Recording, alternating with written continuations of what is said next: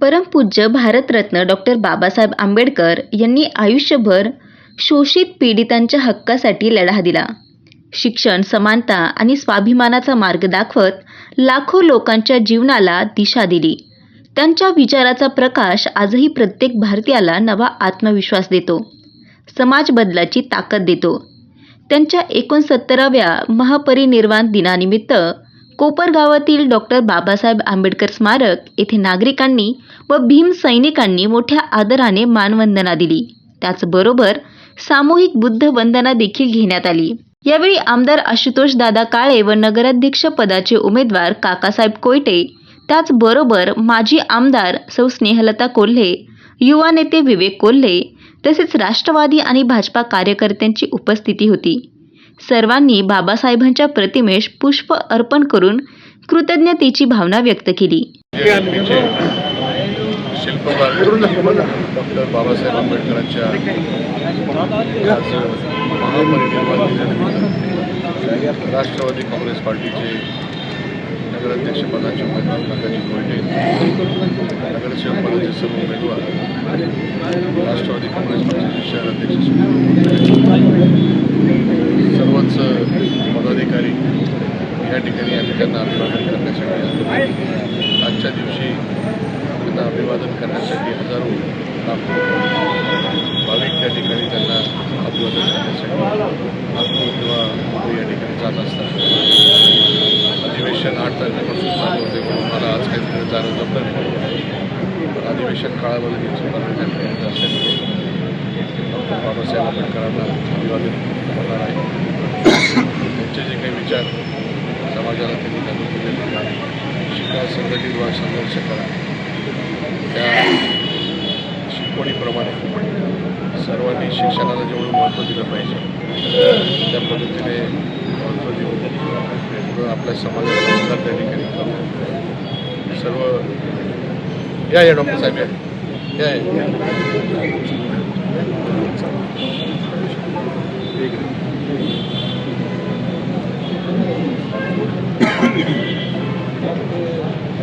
समाजाचं संघटन करणं शिक्षणाच्या माध्यमातून त्या ठिकाणी केलं. शिक्षण हे वाघिणीचं दूध आहे, हे पिल्याशिवाय माणूस उरणार नाही. आणि त्या पद्धतीने जे आता पिढी आहे प्रत्येकाने काही ना काहीतरी शिक्षण त्या ठिकाणी त्याच्या आवडीनिवडीप्रमाणे त्या ठिकाणी घेतलं पाहिजे आणि आपला समाज सुधारण्याचं काम त्या माध्यमातून केलं पाहिजे. हे विचार डॉक्टर बाबासाहेब आंबेडकरांनी आपल्याला दिलेले.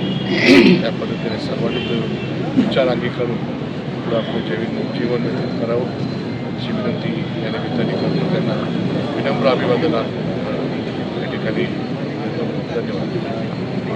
डॉक्टर बाबासाहेब आंबेडकर म्हणजे फक्त नाव नव्हतं, तर ते एक विचार होते, एक संघर्ष होता, एक स्वप्न होतं समतेचे, न्यायाचे आणि बंधुत्वाचे. समानतेवर आधारित समाजाची रचना असली पाहिजे आणि माणसाने माणसाशी माणसासारखं वागायला पाहिजे. हा एक अद्भुत असा सुंदर असा विचार त्यांनी पेरलेला आहे. आणि म्हणून त्यांनी जे स्वतःचं शिक्षण घेतलं ते स्वतःसाठी नाही तर समाजासाठी घेतलं आणि शिक्षणाचं महत्त्व दिलं. शिका, संघटित व्हा आणि संघर्ष करा. आणि म्हणून निश्चितच त्यांनी जे जे काही त्यावेळी संघर्षासाठी, समाजात क्रांती होण्यासाठी जे जे काही उपक्रम केले ते आजही आपल्या सगळ्यांच्या स्मरणात आहे.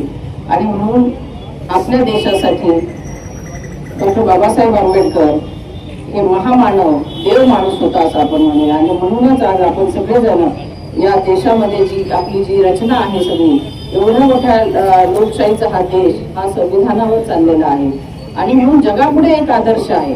म्हणून आपल्यासाठी ते देवापेक्षा कमी नाहीत. आणि म्हणून आपण सगळेजण कुठल्याही धर्मग्रंथापेक्षा सुद्धा संविधानाला नतमस्तक होतो आणि म्हणून संविधान हे श्रेष्ठ आहे.